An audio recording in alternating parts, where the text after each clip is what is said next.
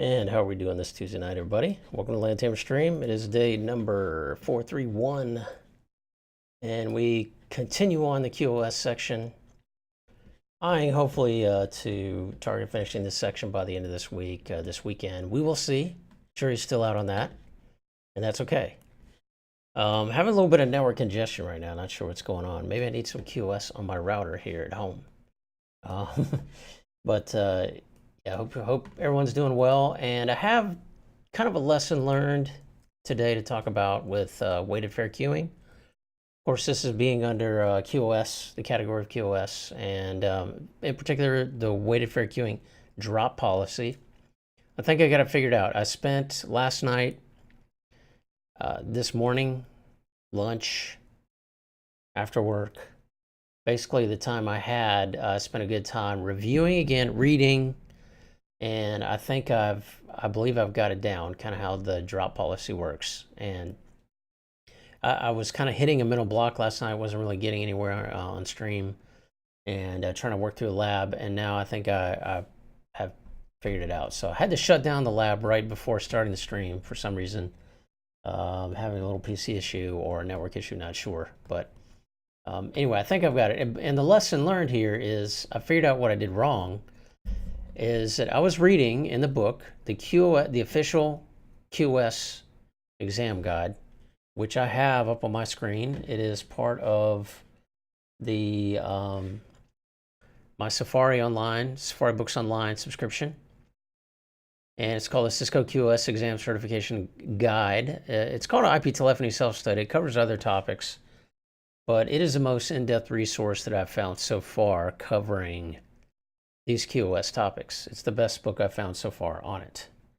And what happened was I covered the chapter. There's a chapter here on, hey, mentors, yeah, stream's back up now. It wigged out on me there for a minute. So there's a chapter 5, congestion management, and it covers queuing, the scheduler, and it doesn't go into, that's the thing, is this covers WFQ in the queuing chapter, congestion management. But within WFQ, it talks about the drop policy, because WFQ has its own sort of drop policy, or policies, that are a little different from other queuing mechanisms and drop policies. And what happened is I got to that section of WFQ. I plowed through it, and I got to it, and I got to some details about WFQ that I thought I could skip. So what did I do? I took a shortcut. And what is one thing that me, of all people, should know about trying to take a shortcut with CCI material? That is that you cannot afford to take shortcuts. And I honestly thought there was probably a section I didn't need to go over. That was regrettable, because it's probably cost me a couple days of just kind of thrashing around, trying to figure out some subtleties of drop policies. When if I had just finished reading that section of the chapter, I would have not had that confusion to deal with. So, hey, Mark Milo, yeah, glad. Good evening. Great to see the stream is back up. Don't know what happened.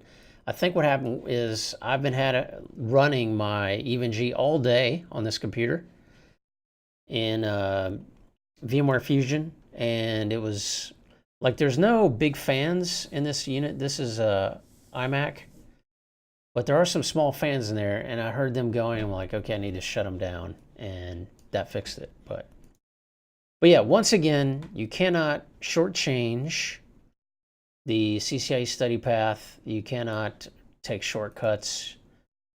You will always pay for it in the end. And again, I'll probably try to do it again. And this happens sometimes out of, I guess, just boredom in a particular topic, or I'm just confused and say I'll come back to it and I don't. But in all honesty, when you're stuck, you got to get through it somehow. You got to break through it somehow. avail of the resources that you can. And it was actually this link that helped me today. This is globalknowledge.com. And his mentor says, yep, always best to just grind it out and always move forward. Yeah, always move forward. But when you hit a barrier, yeah, go find a different resource and maybe come back to it. I had some good encouragement last night on stream, several good suggestions. This was actually, I don't know how old this is, this article, 2010. But it actually clued me into thinking about WFQ again and the drop policy. See, it has some images here, which, you know, are okay. I think this actually comes from somewhere else. I don't know. I've seen the same sort of image somewhere else. But congestive discard threshold and hold Q out limit. And I'm like, you know what? And then it got real like brief and bullet pointy, and you know, it didn't really go into a lot of depth, but it gave me a Q, QUE, right? Well, no, CUE, sorry, not that kind of Q. It gave me a Q, CUE. Go back to the book, go back to the chapter on WFQ, and notice it's not under the chapter because there's a chapter on congestion avoidance through drop policies. Which is true. Most of that is covered here, but WFQ is not covered here in its own drop policies. So that's why I had to go back to congestion management, boom. And I read a few paragraphs in there. I was like, okay, I got it. So basically, you have three essential drop policies in with Cisco QoS and MCQ, right? So you have tail drop, which is generally associated with the FIFO queue, right? First in, first out. You have WRED, weighted random early detection. And where does random drop, weighted random drops, including when the max limit is reached, where it will drop all packets of a particular flow, all new packets. And then you have what is used with weighted fair queuing. And weighted fair queuing, it's interesting. It's kind of a little, because you've got CBWFQ, you've got LLQ, and you've got WFQ, which has been around for a while. And it's just a little bit different of an animal, not only in how it handles queuing, because it's flow-based, not class-based, but in how it does drop, because it has two different drop policies. One is congestive discard threshold, and the other is hold queue limit. And essentially, it sets a threshold for the flows that it is monitoring, and basically each flow becomes kind of like a FIFO queue. Each flow queue becomes like a FIFO queue, and it sets a threshold in which it will do congestive discard. The other thing that kind of helped me too is to think about the drop policies are really, and this is a reminder, some material I saw again last in networklessons.com is a good reminder, and to help clear up confusion. Queuing is really handling the end of the queue. Well, I say the end of the queue. When you have a queue, you have the part where packets are leaving the queue and going on to the hardware queues. And then you have where packets are entering the queue. And drop policies are really managing the tail of the queue, not the head. So when you think about it that way, drop policies, it all started to really come together. So anyway, if you want to review WFQ drop policies in detail, it is covered in chapter 5 of the QoS exam certification guide. and I found that very helpful. So that got me past part of the INE lab that I was working on. The INE lab I'm working on is MQC-RED. This is one I've been on for 3 or 4 days. And I would hit certain explanations in the paragraphs, and I would think, that makes absolutely no sense. Well, now it does, and really that's on me. I ran it a little bit. I got a little salty sometimes about these explanations because they are so terse sometimes in the INE workbook. But really, that's on me for skipping that portion of the book. And now that I went back and read it, this is all making a lot more sense. So again, you can't take shortcuts. Mentors, WQs does not offer guarantees such as bandwidth and delay guarantees of traffic flows, which would be a drawback. Would you not agree?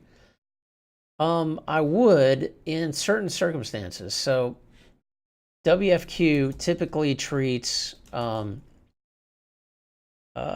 volume flows better than high volume flows. So it depends as always, but for example, where I've used it is I've used it in a case where I had a circuit with a large number of low volume flows. So these are sort of transactional based flows, and where I have occasional bursts of traffic of high volume flows from things like replication, right? And what I really need to control are these flows. And WFQ is actually going to treat the low volume flows better because essentially it does like a round robin. It's fair, and each flow gets its own queue, right? And I'm explaining this to others, mentors. I know you've studied this already quite a bit, but for everyone else here, like each flow, which is like source, destination, ports, that's a flow, right?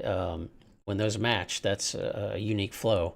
Each flow gets its own queue, and you can have up to 4,096 individual queues in a WFQ configuration. And so that's great. If you have like a lot of little fish,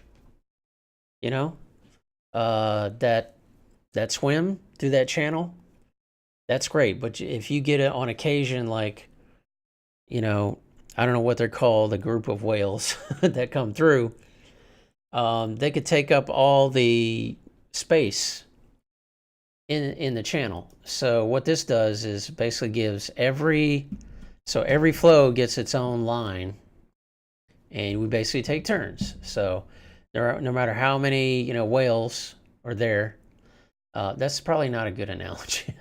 But let's say you have replication is going to send, it's just going to, and in a FIFO queue, first in, first out, the high volume replication is going to send potentially a high volume number of packets to a FIFO queue, which could starve, it may send it in a burst, which could starve lower volume flows. And so in this case, WFQ is actually kind of ideal, where it's very simple to configure. There's not a lot of customization here, though. You can't really customize the queues.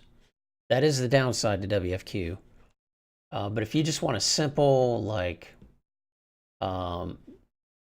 poor man's, keep the large volume flows, keep them in check, which works great when you have replication. This works very well. As well, WFQ client scheduling are not configurable. Exactly. Yes, you got it, mentors. Yep.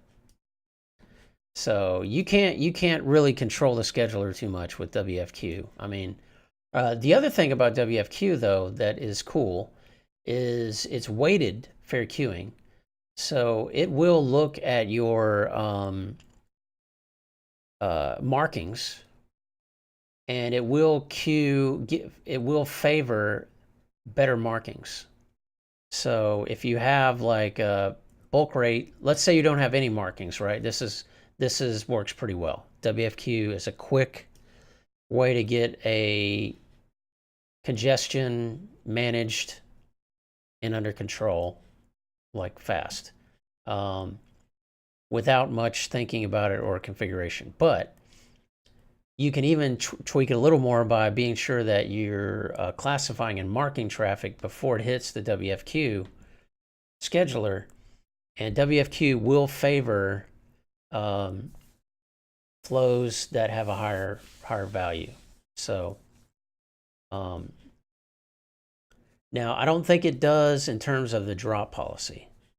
So you don't really get any favoritism with your drop policy. I could be wrong. I need to double check that. But your scheduling, yes. You know, the head of the queue. But yeah, other than that, you can't really guarantee bandwidth. You can't prioritize. There are no priority queues, etc. Mentor says, if I recall, they touched on this quite a lot at CCP. It had been some time since the cert. Yeah. So no priority queuing, no bandwidth guarantees with WFQ. But let's say you have voice in here. So we're not talking about voice or video.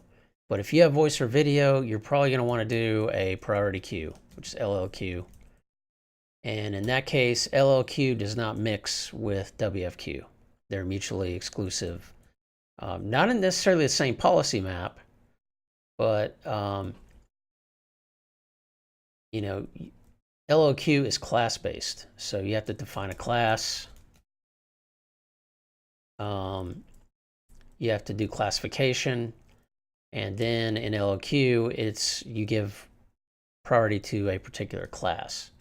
Generally, WFQ is used by default with the default class, right? WFQ. So generally, you have and more advanced. So you'll typically do LLQ for priority class, like your voice, video. Then you do class-based weighted fair queuing. Define your specific classes and their guaranteed bandwidth. Then your class default. You can use everything that hits this class, which is unclassified. You can use fair queuing here.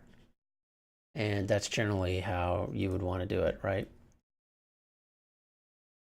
Mentors, were you working on a live lessons lab or INE lab? INE lab. So I've been working on INE lab QS section MQC WRED. Now, what also threw me off here was WFQ in combination with weighted random early detection. So WFQ has its drop policy, right? Drop policies. And then the question came up, I've read, where if you turned on WRED, it effectively turns the queue into a FIFO queue. Basically that it would cancel out WFQ and turn this into a FIFO queue. I think I've read that somewhere in some material, and that was throwing me off. Maybe I misinterpreted it, but what I have found is that you can run WFQ with WRED. I've seen it in production. I'm about to do it in a lab, if not tonight, tomorrow. But yes, you can turn on, and I think what this does is it still uses WFQ for the scheduler, head of queue. But WRED, of course, instead of using CDT,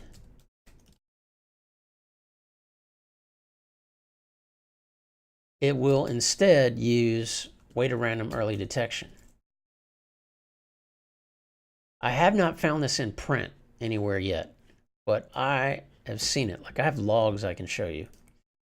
Oh, gotcha, made it a review. I have INE workbook. Yeah, INE workbook is so this was another area of confusion, right? And that is the So yeah, you can run, and I've seen it where it shows the queue running the default class, for example, running fair queue, but it is using random detect, because when you look at the drop policies, or the drops, it shows random drops. So anyway, that part is cleared up. I think after a number of days, I'm finally going to be able to move on from this lab. So here you have part of this lab, right, where this is what I'm talking about. This is not using fair queue in this lab, but it is using random drop, or COS2. So anyway, that's what I wanted to vlog about. That, yeah, you know, again, lesson learned. No, don't take your shortcuts. And you know, this is some things I just want to kind of go over stream. It helps me clear it up in my head too as I'm talking about it and explaining it. And yeah, so unfortunately, I'm gonna have to like reboot my computer to get back into labbing a little bit. I don't know if I'll lab the rest of the evening, but I will be labbing tomorrow, at least during the day, and we'll see tomorrow night. Actually, oh, I have a change. Tomorrow night, I'm actually helping someone else, one of my peers, on a change tomorrow night. So I'm not sure if I'll be able to lab on stream, but I will at least be able to vlog. And yes, this weekend, mentors, we're going to do some labbing. I need to finish QoS if I can, without taking shortcuts, but at least being aggressive. I need to try to finish it this weekend and get into security. So let's take a look again at the workbook. Yes, don't forget Cinco and stay safe. That's right. I need to pick up some tequila. I don't have any tequila at the house right now, but yep, we'll probably have some margaritas. I gotta figure out how to make a keto margarita. That should be interesting. Probably using yeah, erythritol and like some extract flavors. We might be able to pull that off, but yeah, fun times. So thanks for hanging out, folks, tonight. Sorry about the stream in the beginning, but good discussions, and hopefully it's helpful to you, these links. And again, this title, if you have not read it or you need to review something, this is in the Cisco QoS exam guide is what I'm using to study QoS in depth. It is a little outdated, so you do have to temper it with newer information and labbing, but it has been my savior so far, along with networklessons.com. So thanks so much for hanging out, folks. We shall see you back here tomorrow, same time. You can follow me here on Twitter, Instagram, YouTube, and of course in the Discord, where we have a lot of discussions going on right now about EVE-NG and Cisco Live and boot camps and you name it. So join us there. Thanks so much for hanging out, folks. Good to see their mentors and others in the chat, and we'll see you again tomorrow night. Have a good night.